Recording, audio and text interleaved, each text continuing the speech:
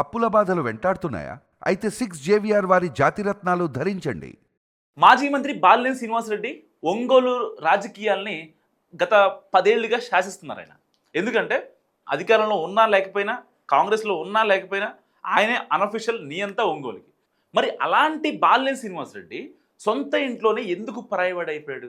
అట్టహాసంగా పార్టీ నాయకుడి పదవీ స్వీకార కార్యక్రమం జరిగితే ఆయన్ని కనీసం పిలిచే దిక్కు లేకుండా పోయింది. కాకితో కబురంతే వెళ్దాం అనుకున్నా. కనీసం ఆ కాకి కూడా కరువైపోయింది. ఎందుకు బాలినేని శ్రీనివాసరెడ్డికి ఇంత దయనీయమైన పరిస్థితి ఎందుకు వచ్చింది? ఒంగోలు అర్బన్ డెవలప్మెంట్ అథారిటీ ఉడా చైర్మన్గా ఉమ్మడి ప్రకాశం జిల్లా జనసేన అధ్యక్షుడు షేక్ రియాజ్ నియమితులయ్యారు.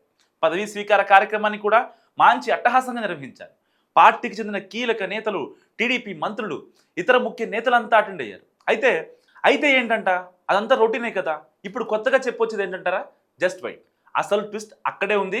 వడా చైర్మన్ ప్రమాణ స్వీకార కార్యక్రమానికి అంతా హాజరయ్యారు. కానీ అదే జనసేనలో ఉన్న కీలక నాయకుడు, ఒంగోలుని ఇప్పటిదాకా శాసించిన నేత, మాజీ మంత్రి బాలినేని శ్రీనివాసరెడ్డికి కనీసం కాకితో కూడా కబురు పెట్టలేదన్న వ్యవహారం పొలిటికల్గా ఇప్పుడు కలకలం రేపుతోంది. అంతేకాక రియాజ్కు శుభాకాంక్షలు చెబుతూ పెట్టిన ఫ్లెక్సీల్లో కూడా ఎక్కడా బాలినేని ఫోటో కనీసం చిన్నది కూడా వేయకపోవడం చర్చనీయాంశమైంది. దీని మీద బాలినేని వర్గం తీవ్ర స్థాయిలో ఫైర్ అవుతుంది. వైఎస్ కుటుంబం బంధువైన బాలినేని 2019 జగన్ తొలి క్యాబినెట్లో మంత్రిగా పనిచేశారు. 2.5 ఏళ్ల తర్వాత పునర్వ్యవస్థీకరణలో బాలినేని తప్పించారు జగన్. సో గత ఎన్నికల్లో ఒంగోలు నుంచి మరోసారి పోటీ చేసి ఓడిపోయారు ఆయన. అటు నియోజకవర్గంలో పుష్కర కాలంగా బాలినేని, టీడీపీని దామచర్ల జనార్దన్ మధ్య రాజకీయ వైరం కొనసాగుతుంది. 4 సార్లు ఇద్దరు ముఖాముఖి తలపడగా చెరువు 2 సార్లు గెలిచారు. అయితే 2024 ఎన్నికల తర్వాత మారిన రాజకీయ పరిణామాలతో వైసీపీని వదిలి జనసేనలో చేరారు బాలినేని శ్రీనివాసరెడ్డి. ఒకే కూటమిలో ఉన్న బాలినేని, దామచర్ల మధ్య వైరం ఏమాత్రం తగ్గలేదు. ఇంకా అంతకంతకి పెరుగుతూనే ఉంది. మాజీ మంత్రి జనసేనలో చేరే సందర్భంలో కూడా తీవ్రంగా వ్యతిరేకించారు సిట్టింగ్ ఎమ్మెల్యే దామచర్ల. సో ఆ టైంలో ఫ్లెక్సీల చించివేతలు కూడా జరిగాయి. కూటమి అన్నాక కొన్ని సర్దుబాట్లు తప్పనిసరని స్వయంగా పవన్ కళ్యాణ్ ఇదే జిల్లాలో చెప్పాక కూడా మాజీ మంత్రి అనుచరులు పెట్టిన హరిహర వీరమల్లు సినిమా ఫ్లెక్సీలను తొలగించడం హాట్ టాపిక్ అయింది అప్పట్లో. ఈ పరిణామ క్రమంలో తాజాగా వడా చైర్మన్ పదవీ ప్రమాణ కార్యక్రమం ఆ గ్యాప్ను మరింత పెంచుదని అంటున్నారు పొలిటికల్ పండిట్స్. సో అధికారిక కార్యక్రమం, పైగా సొంత పార్టీ నాయకుడు చార్జ్ తీసుకున్న సందర్భం అయినా సరే మాజీ మంత్రికి ఆహ్వానం పంపకపోవడం గురించి గట్టిగానే మాట్లాడుకుంటున్నారు ఒంగోలు పొలిటికల్ సర్కిల్స్లో. ఇన్నాళ్ళు టీడీపీ వర్సెస్ జనసేన అన్నట్టుగా ఉన్న వార్ ఇప్పుడు జనసేన వర్సెస్ జనసేనగా మారిపోయింది.